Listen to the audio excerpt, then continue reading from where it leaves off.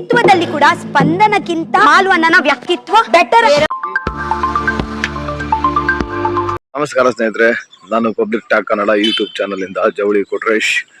ಇವತ್ತು ಒಂದು ಪ್ರೋಮೋ ಬಿಟ್ಟಿದ್ದಾರೆ, ಸಾಕಾಗಿದೆ ಪ್ರೋಮೋ. ಆ ಪ್ರೋಮೋದಲ್ಲಿ ಏನಿದೆ ಅಂತ ತಿಳ್ಕೊಳ್ಳೋದಕ್ಕಿಂತ ಮೊದಲು ಇದುವರೆಗೂ ಯಾರ್ಯಾರು ನನ್ನ public talk Kannada YouTube channel ನ ಸಬ್ಸ್ಕ್ರೈಬ್ ಮಾಡ್ಕೊಂಡಿಲ್ಲವೋ ಅವ್ರು ಈಗಲೇ ಹೋಗಿ ಸಬ್ಸ್ಕ್ರೈಬ್ ಮಾಡ್ಕೊಂಡು ಹಾಗೆ ಪಕ್ಕದಲ್ಲಿರೋ ಬೆಲ್ ಐಕನ್ ಹೊದ್ಬಿಡಿ. ನನ್ನೆಲ್ಲ ನೋಟಿಫಿಕೇಶನ್ಗಳು ನಿಮಗೆ ಬರ್ತಾವು. ಹಾಗೆ ನನ್ನ ಬಿಗ್ ಬಾಸ್ ರಿವ್ಯೂ ಪಬ್ಲಿಕ್ ಅಲ್ಲಿ ನಾನು ರಿವ್ಯೂ ಮಾಡ್ತೀನಲ್ಲ, ಆ ರಿವ್ಯೂ ಎಲ್ಲ ಹೇಗ್ ಬರುತ್ತೆ ಅಂತ ಕಮೆಂಟ್ ಮೂಲಕ ತಿಳಿಸಿ. ನಿನ್ನೆ ಒಂದು ನಾಮಿನೇಷನ್ ಟಾಸ್ಕ್ ಕೊಟ್ಟಿದ್ರು. ಆ ಟಾಸ್ಕ್ ಅಲ್ಲಿ ಏನಪ್ಪಾ ಅಂದ್ರೆ, ಅಲ್ಲೊಂದು ಬಾವುಟ ಇಟ್ಟಿರ್ತಾರೆ. ಆ ಬಾವುಟನ್ನ ಯಾರು ಓಡೋಗಿ ಫಸ್ಟ್ ಮುಟ್ತಾರೋ ಅವರು ಇಬ್ಬರನ್ನ ನಾಮಿನೇಷನ್ ಮಾಡ್ಬೋದಾಗಿತ್ತು. ಈ ವಿಚಾರದಲ್ಲಿ ರಕ್ಷಿತ್ ಅವರು 2ನೇ ಬಾರಿ ಬಾವುಟ ಮುಟ್ಬಿಟ್ಟು ಮತ್ತೆ ಇಬ್ಬರನ್ನ ಕರೀತಾರೆ. ರಕ್ಷಿತ್ ಅವರು ಸ್ಪಂದನ ಅವ್ರನ್ನ ನಾಮಿನೇಷನ್ ಮಾಡ್ತಾರೆ. ನಾಮಿನೇಷನ್ ಮಾಡಿ ರೀಸನ್ ಕೊಡ್ತಾರೆ. ಇಲ್ಲಿ ರಕ್ಷಿತ್ ಅವರು ಸ್ಪಂದನೆಗೆ ಒಂದು ಮಾತು ಹೇಳ್ತಾರೆ, ನಿಮಗಿಂತ ಮಾಳು ಅಣ್ಣನೇ ಎಷ್ಟೋ ವ್ಯಕ್ತಿತ್ವದಲ್ಲಿ ಬೆಟರ್ ಅಂತ ಹೇಳ್ತಾರೆ.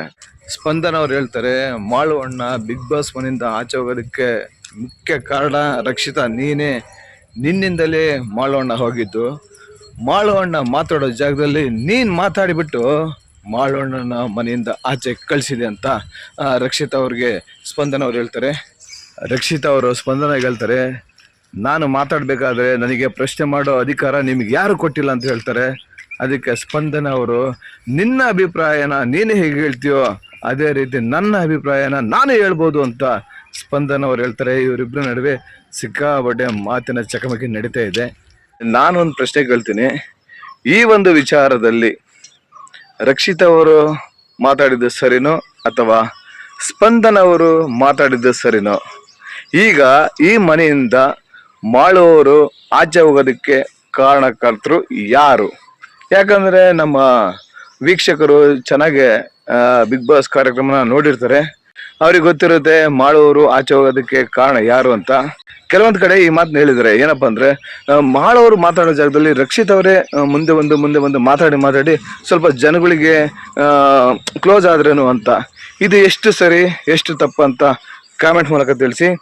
ಹಾಗೇನೆ ಸ್ಪಂದನ ಅವರ ಬಗ್ಗೆ, ಸ್ಪಂದನ ಅವರು ಈ ವಾರ ಮನೆಯಲ್ಲಿ ಉಳ್ಕೊಳೋದಕ್ಕೆ ಕಾರಣ ಏನು? ಮಾಳವರು ಈ ಮನೆಯಿಂದ ಹೋಗೋದಕ್ಕೆ ಕಾರಣ ಏನು? ನಿನ್ನೆ ಒಂದು ಇಂಟರ್ವ್ಯೂ ನೋಡಿದೆ ಮಾಳವ್ರದ್ದು. ಮಾಳವರು ಹೇಳ್ತಾರೆ, ಟಾಪ್ 5 ಅಲ್ಲಿ ನಾನೇ ಇರ್ತಿದ್ದೆ, ನಾನೇ ಕಪ್ ಗೆಲ್ತಿದ್ದೆ, ನಾನೇ ಗೆಲ್ಲೋ ಒಂದು ಅಭ್ಯರ್ಥಿ ಆಗಿದ್ದೆ, ಆದ್ರೆ ನಾನು ಮನೆಯಿಂದ ಆಚೆ ಬಂದಿದ್ದೆ ನನಗೆ ಇಷ್ಟ ಇಲ್ಲ ಅಂತ ಹೇಳ್ತಾರೆ.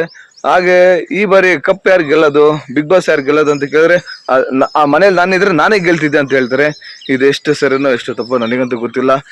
ಯಾಕಂದ್ರೆ ಮಾಳುವರು ಆಚೆ ಕಡೆ ಬಂದು ಮಾತಾಡ್ತಾ ಇದಾರಲ್ಲ, ಇದೇ ಮಾತನ್ನ ಅವರು ಒಳಗಡೆ ಇದ್ದಾಗೆ ಅವರ ಆಟದಲ್ಲಿ ಅವರ ಒಂದು ಹಾಡಿನಲ್ಲಿ ತೋರಿಸಿದಿದ್ರೆ ನಿಜವಾಗ್ಲೂ ಮಾಳುವರು ಯಾವುದೇ ಕಾರಣಕ್ಕೂ ಮನೆಯಿಂದ ಆಚೆ ಬರ್ತಿರ್ಲಿಲ್ಲ. ಅವರು ಒಳಗಡೆ ಯಾಕೋ ಸ್ವಲ್ಪ ಹಂಚ್ಕೊಂಡ್ರು ಅನ್ಸುತ್ತೆ. ಹಾಗೇನೆ ಎಲ್ರು ಹೇಳೋ ತರ ಏನಾದ್ರೂ ರಕ್ಷಿತ್ ಅವ್ರನ್ನ ಮಾತಾಡಕ್ ಬಿಟ್ರ ಅನ್ನೋ ಒಂದು ಡೌಟು ಬರ್ತಾ ಇದೆ ಎಲ್ರಿಗೂ. ಸೂರಜ್ ಅವರ ಒಂದು ಇಂಟರ್ವ್ಯೂ ಹೇಳ್ತಾರೆ, ಈ ಬಾರಿ ಬಿಗ್ ಬಾಸ್ ವಿನ್ನರ್ ಯಾರು ಅಂತ ಪ್ರಶ್ನೆ ಕೇಳಿದ್ರೆ ಆಂಕರ್ 99% ಗಿಲ್ಲಿನೇ ಅಂತ ಹೇಳ್ತಾರೆ.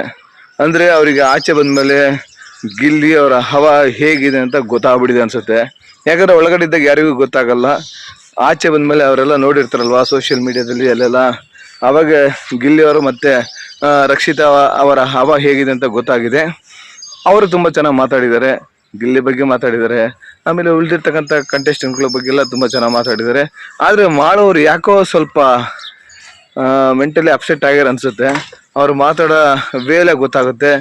ಯಾಕೋ ಇನ್ನೂ 1-2 ದಿನ ಬಿಟ್ಟು ಇಂಟರ್ವ್ಯೂ ಮಾಡಬೇಕಾಗಿತ್ತು ನಮ್ಮ ಆ್ಯಂಕರ್ಗಳು ಅಂತ ನನಗನ್ಸುತ್ತೆ. ಇದಿಷ್ಟು ಇವತ್ತಿನ ಒಂದು ಪ್ರೋಮೋದಲ್ಲಿ ನೋಡಿದೆ. ಹಾಗೆ ಲಾಸ್ಟಿಗೆ ಮಾಡೋರು ಮಾತಾಡಿದ್ದು ಮತ್ತೆ ಸೂರಜ್ ಅವರು ಮಾತಾಡೋದ್ರ ಬಗ್ಗೆ ಒಂದಿಷ್ಟು ನಾನು ಅನಿಸಿಕೆ ಹಂಚ್ಕೊಂಡಿದ್ದೀನಿ.